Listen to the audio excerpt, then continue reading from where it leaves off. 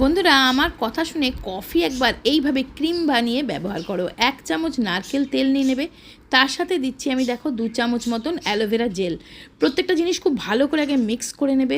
দেখো aloe vera gel আর নারকেল তেল দুর্দান্ত রেজাল্ট পাবে। তার সাথে দিচ্ছি আমি একটু গোলাপ জল, 1 চামচ মতন গোলাপ জল নিয়ে নেবে।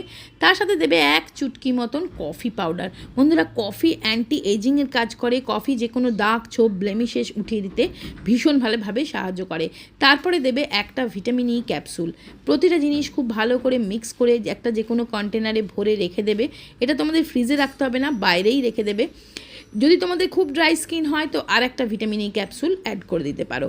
এবার এটা লাগানোর আগে দেখো আমি একটুখানি গোলাপ জল দিয়ে নিয়েছি মুখে। তারপরে এটা হচ্ছে আগারো ফেশিয়াল স্ক্রাবার। এটা দিয়ে ভালো করে আমি ব্ল্যাক হেডস হোয়াইট হেডসগুলো ডিপ ক্লিন করে নিচ্ছি। তারপরে মুখটা ধুয়ে এসে ওই ক্রিম যেটা বানালাম সেটা লাগিয়ে নিচ্ছি।